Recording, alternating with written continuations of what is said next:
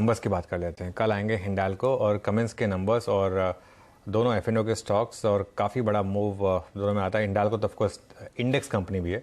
यतिन के पास चलते हैं और जान लेते हैं क्या एक्सपेक्टेशंस हैं। Yatin, good afternoon. Good afternoon. और हिंडाल्को की बात करें तो सिक्वेंशियली नंबर्स थोड़े बहुत इंप्रूविंग साइड पे होते हुए दिखाई पड़ेंगे, लेकिन हाँ, साल दर साल पे अगर आप कंपेयर करेंगे तो शायद यहाँ आपको दिक्कत थोड़ी बहुत आती हुई नजर पड़ सकती है। लेकिन अगर हम स्टैंड अलोन बिजनेस की बात करें, क्योंकि नोवेलिस ने ऑलरेडी नंबर्स डिक्लेयर कर दिए हैं, अगर हम बात करें स्टैंड अलोन की तो रेवेन्यूज लगभग 18,800 करोड़ रुपए के आसपास आना चाहिए।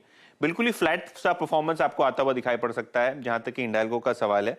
और एबिटा अगर हम बात करें तो साल दर साल बेसिस पे लगभग 40% कम आ सकता है। एबिटा का एक्सपेक्टेशन स्टैंड अलोन बेसिस पे लगभग 2050 करोड़ का है। रिपोर्टेड नंबर्स की मैं बात कर रहा हूं। और प्रॉफिट की बात करें तो लगभग 750 करोड़ का पैट यहाँ एक्सपेक्टेड है। तो हिंडाल्को स्टैंड अलोन रेवेन्यूज पे ध्यान रखें। अगर हम ब्रेकअप की बात करें तो फिलिप कैपिटल के हिसाब से एल्यूमिनियम का एबिटा इंक्लूडिंग जो इनका उत्कल ऑपरेशंस है लगभग 21,350 रुपए प्रति टन के हिसाब से होने चाहिए। और कॉपर का एबिटा लगभग फ्लैट होना चाहिए क्वार्टर ऑन क्वार्टर बेसिस पे।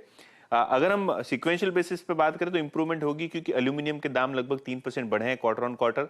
लेकिन हाँ, मैनेजमेंट की कमेंट्री, नोवेलिस के एक्सपेंशन को लेके, डोमेस्टिक मार्केट में क्या ओवरव्यू है डिमांड को लेके, इन सभी चीजों का काफी इंपॉर्टेंस रहेगा नंबर्स के अलावा। ओके, चलिए, ये हो गई हिंडाल्को की बात।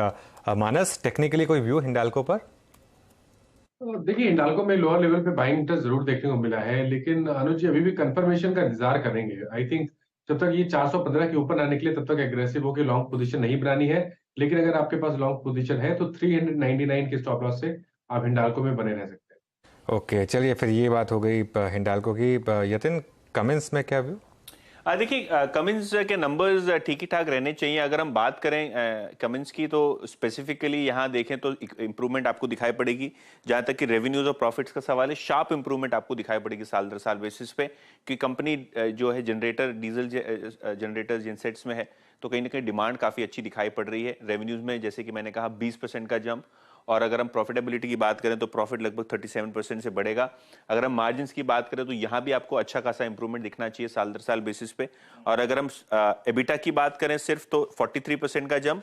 और देखिए, मार्जिन्स भी आपको लगभग 2.5% बढ़ते हुए दिखाई पड़ेंगे। तो नंबर्स पूरे कैपिटल गुड स्पेस के काफी ठीक ठाक आ रहे हैं। और क्यूमिंस के भी आप एक्सपेक्ट कर सकते हैं नंबर्स ठीक ही ठाक अच्छी साइड पे होने चाहिए।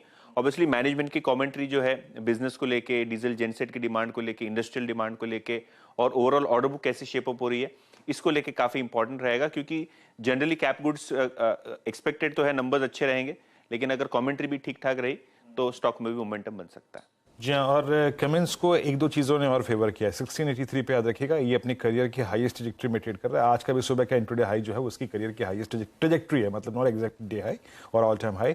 और जो एलएनटी में कुछ दिनों पहले हुआ और इनफैक्ट जो सिमंस के साथ हुआ, उसका एक एडवांटेज भी इसको मिला है।